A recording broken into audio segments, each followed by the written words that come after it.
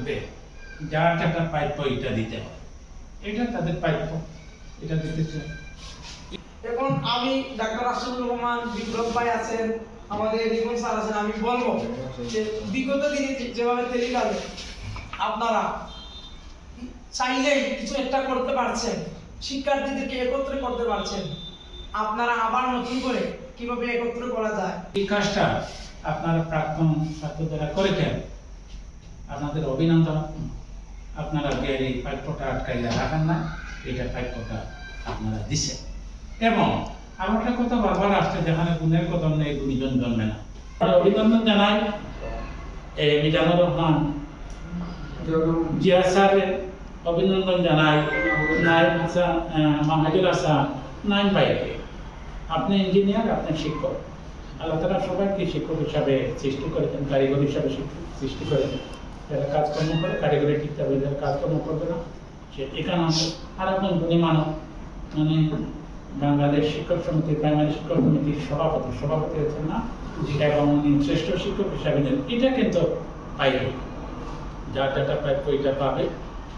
আমারে আপনারা দাওয়াত করছেন, অনেকে ভুল করে এটা শোনা বলে, শোনা হয় না, এটা এটি থাকে।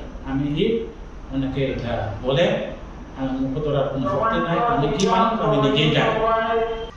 এখানে একটা উর্বর জায়গা, এখানে সনাতন অ্যাডভোকেট আছেন, এরপরে ব্যাংকার আছেন, এরপরে ঢাকা ভার্সিটিতে কম করছে এমন মেয়েও আছে। আজকের এই অনুষ্ঠান থেকে তাদেরকে স্বাগত জানাচ্ছি।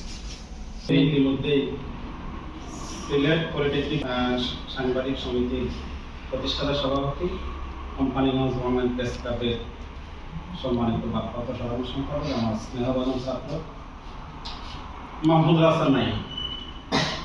আমি আসলে সর্বপ্রথম শুকরিয়া আদায় করছি মহান রাব্বুল আলামিনের দরবারে এজন্য যে আজকে আমরা একটি ক্ষুদ্র পরিসরে কোম্পানিগঞ্জের শিক্ষা নিয়ে কথা বলছি। আসলে সংবাদ অনুষ্ঠানে আমার তেমন একটা, আমি এগুলো বেশি একটা রিচিভ, এগুলো আমার কাছে তেমন একটা এত আনন্দ লাগে না।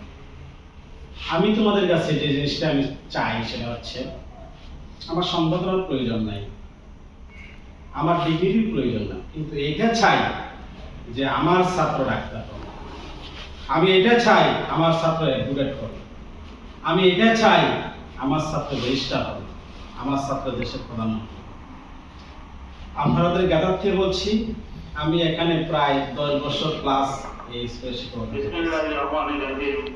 উক্ত সময়ে আমি আমার অবস্থান থেকে চেষ্টা করেছি, স্কুলটা নিয়ে স্বপ্ন দেখেছি, স্কুলটাকে আমার নিজের সন্তানের মতো আমি লালন করি এখনো করি। এবং আমার কয়েকটি স্বপ্ন আছে স্কুলটাকে ঘিরে।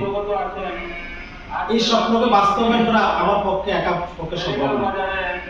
আজকে অনুষ্ঠানের সম্মানিত সভাপতি এবং আমার সহযোদ্ধা সম্মানিত শিক্ষক, আপনাদের সবাইকে নিয়ে আমি স্কুলের বাকি স্বপ্নগুলো যদি আল্লাহ আমাকে বাঁচিয়ে রাখে তাহলে ছাত্ররা যারা আছে সবাই ছাত্র, আমি তোমাদেরকে অনুরোধ করবো আবার এই স্বপ্নটা বাস্তবায়ন করতে। আর এই স্বপ্নটা বাস্তবায়ন তোমাদেরকে পরিশ্রম করতে তোমরা সবাই। আমি ইতিমধ্যে দেখেছি 2013 সাল থেকে 2025 সাল পর্যন্ত মোট 512 ছেলে মেয়ে এসএসসি পাস করছে। এর মধ্যে আমি 3টা বেজ আসে পাইনি, তো অ্যাবাউট 3 বেজের 3 27 81 যদি হয় 81 বাদ দিলে বাকিগুলো সবাই আমার। আমি হয়তো বিশ্বাস করি আমার তেলিকালে ঘরে ঘরে মোটামুটি আমার এখন ছাত্র চলে আসে ইতিমধ্যে চলে আসে। তোমরা যদি প্রতিজ্ঞাবদ্ধ হও যে আমার ভাইটা, আমার বোনটা, আমার আত্মীয়স্বজন যারা আছে সবাই লেখাপড়া করবে, সবাই প্রতিষ্ঠিত হবে, সবাই শিক্ষিত হবে, রেজাল্ট ভালো হবে, তাহলে তো আমার স্কুলে দরকার হবে। আমরা কি এই ওয়াদা নিতে পারি না তোমাদের কাছ থেকে? হ্যাঁ, এর জন্য যা যা লাগে আমার পক্ষ থেকে যা যা লাগে তা করবো ইনশাআল্লাহ।